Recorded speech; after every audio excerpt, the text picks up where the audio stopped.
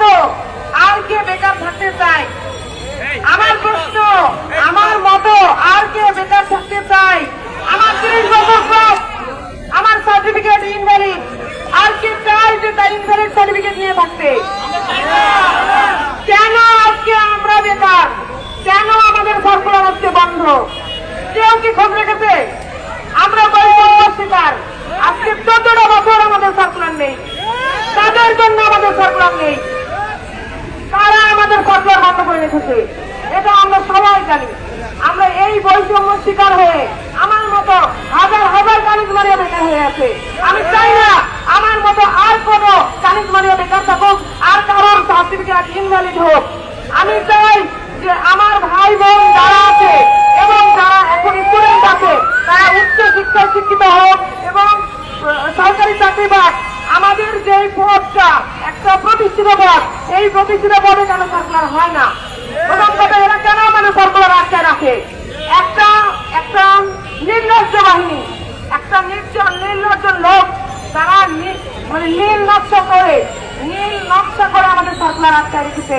এত স্টুডেন্ট তাদের উচ্চ শিক্ষা আটকায় রাখছে কেন?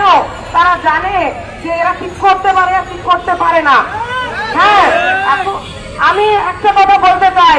একটা কথা আছে, ঘামে ভিজলে ভাগ্য বদলায়, আর রক্তে ভিজলে ইতিহাস বদলায়।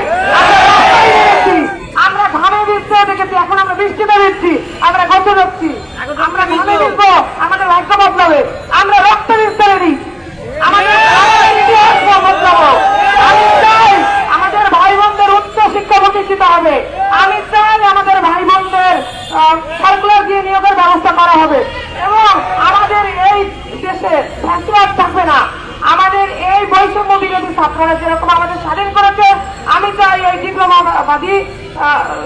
শিক্ষার্থীরা ডিএমএরা স্বাধীন হোক। এরা কেন বৈষম্যের শিকার হবে? প্রত্যেকটা স্টুডেন্ট ভাই বোন এবং কর্মজীবী ভাই বোনদের আহ্বান জানাচ্ছি, আপনারা এই যারা আন্দোলনরত অবস্থায় আছেন তারা এদের সাথে থাকুন, এদের যে আন্দোলন এটাই নিতে সাহায্য করুন। এবং আমাদের যারা প্রতিপক্ষ আছেন তাদেরকে বলতে চাই, আমরা আপনাদের প্রতিপক্ষ নাই, আপনাদের ইউনিয়ন লেভেলের সভাপতি। আমরা আমাদের সহযোগী। আমাদেরকে আপনারা শত্রু ভাববেন না। কেন আপনারা আমাদেরকে সহযোগী ভাবতে পারেন না? আমরা তো বলে নাই যে আমরা গ্রাজুয়েট, আমরা বলেছি আমরা ডিপ্লোমা হোল্ডার। আমাদের যথাযোগ্য সম্মান দিয়ে আপনারা সাথে করে কাজ করুন। আমরা চাই আমরা এক টেবিলে বসে মিটিং এর মাধ্যমে সমাধান করব। আপনারা কেন ফাঁসিবাদ করতে চান? আপনারা বসেন, আপনারা ভিতরে কেন ষড়যন্ত্র করছেন? আপনাদের যদি কোনো কথা থাকে আমাদের যারা সমন্বয়ক আছে তাদের সাথে কথা বলুন। আমি আমার কথা দীর্ঘায়িত করছি না। আমি বলতে চাই আপনারা মাঠে আছেন, আপনারা মাঠে থাকেন। আপনারা অধিকার আদায় হওয়া পর্যন্ত আপনারা ঘরে ফিরবেন না।